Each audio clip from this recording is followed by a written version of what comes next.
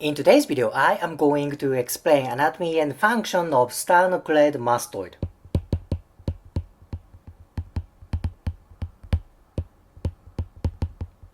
Sternocleidomastoid is this muscle. This is part of neck muscle. I will explain its origin, insertion, and function.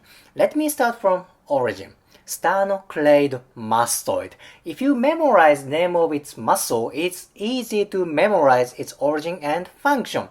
Where is origin? It's sternocleido. Where is that? Where's sterno? Sterno implies sternum. Right here. Sternum. One more place. Where is cleido? Cleido implies clavicle. It's easy to memorize, right? Sternocleido. Sternum and clavicle.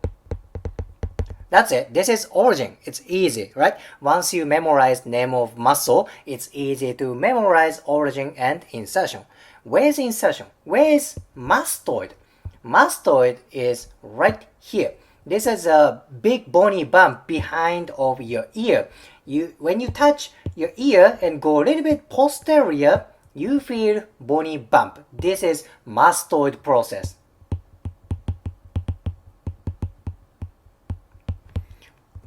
This is mastoid process. But if you look at the location of sternocleidomastoid, this is it. This is it. And this is where mastoid process is. However, a fiber of sternocleidomastoid is a little bit more bigger, right? It's not only on mastoid process, it goes a little bit far away to posterior way. Where is this? What is this place? This is occiput. Occiput, particularly superior nuchal line.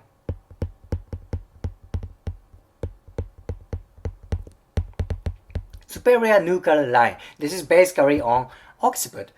Thus, sternocleidomastoid actually attaches to occiput. It's very important to understand. Why is that? Because many head muscles and neck muscles attach to occiput and temporal bone. It's basically this area. Tightness of these muscles can trigger headache and neck pain.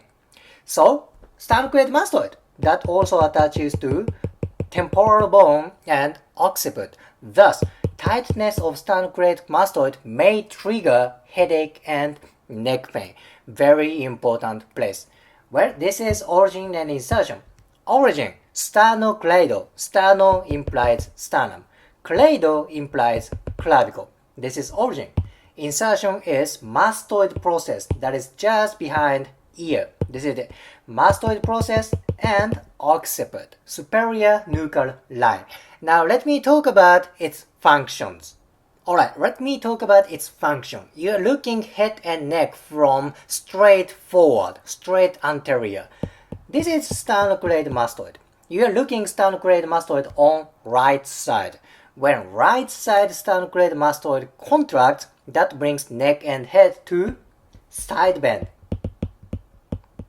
Side bend. Okay, this is one side contraction. Actually, there's one more function for one side contraction. That is for rotation. If you see from this angle, it's easy to understand. This is sternocleidomastoid. When this muscle contracts, that brings head and neck this way. This kind of a vector of force brings neck to rotation. But question is, which direction? This is right side sternocleidomastoid. Which way does it move neck? Is that left or right? Right side contraction brings neck to left rotation. That sounds a little bit weird. Right side sternocleidomastoid brings neck to left. It's a little bit confusing at first time. But if you see orientation of muscle, it's easy to understand. Sternocleidomastoid right here. Then when this muscle pulls head and neck this way, there's rotational movement for opposite direction. This opposite direction movement is called contralateral. So this is contralateral rotation. Right side muscle brings neck to left side. This is contralateral.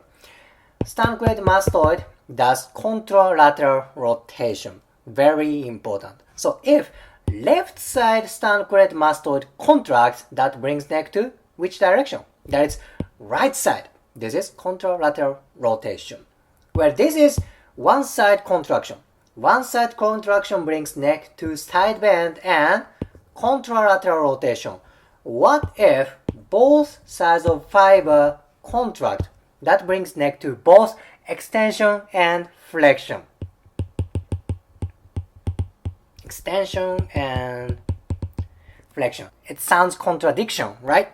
But depends on angle of cervical spines. This muscle can do either extension or flexion. I believe in neutral position that may do extension. When does it do flexion? Common situation is when you do sit up. When you do sit up, you hold your head with hand, right? Then you sit up exercise. I want you to focus on sternocleidomastoid.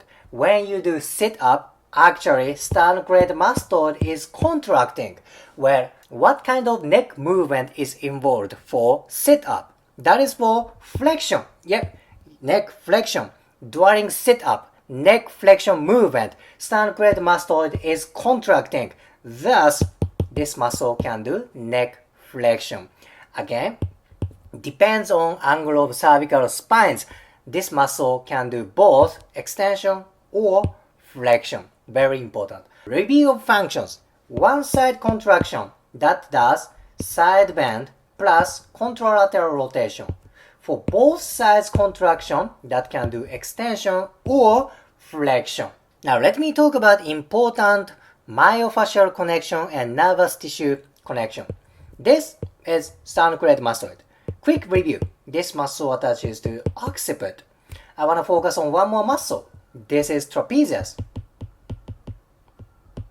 Trapezius. This muscle also attaches to occiput. I want you to focus on this space that's between sternocleidomastoid and trapezius. This space is very, very important. Why is that? Because one nervous tissue penetrates this space. This is greater occipital nerve.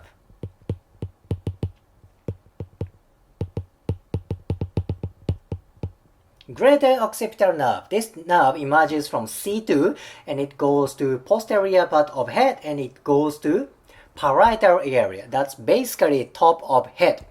Occipital area and parietal area. If this nerve is aggravated, that can trigger numbness and pain around associated area. That's occipital area and parietal area. Again, this nerve emerges from space between sternocleidomastoid and trapezius. What happens if these muscles get tight? This space may be diminished. This space can be narrow because of injury, because of tightness, because of head trauma, concussion, car accident, whiplash, from various reasons. If this space is aggravated, if this muscle gets tight, there is chance that greater occipital nerve gets impingement or damaged. What happens then? There is numbness and pain around here. Sternocleidomastoid and trapezius is very, very important for neck and head pain. As I said, muscles around head and neck can trigger headache and neck pain. Of course, just from tightness of muscles can trigger headache and neck pain. Plus, if you kind of mix with nervous tissue relationship, now that can be even more complicated. Muscle relationship and nervous tissue relationship. This area is freaking important for neck and head. In today's video, I explained anatomy and function of sternocleidomastoid. I explained its origin, insertion, function, and relationship with other muscle and nervous tissue.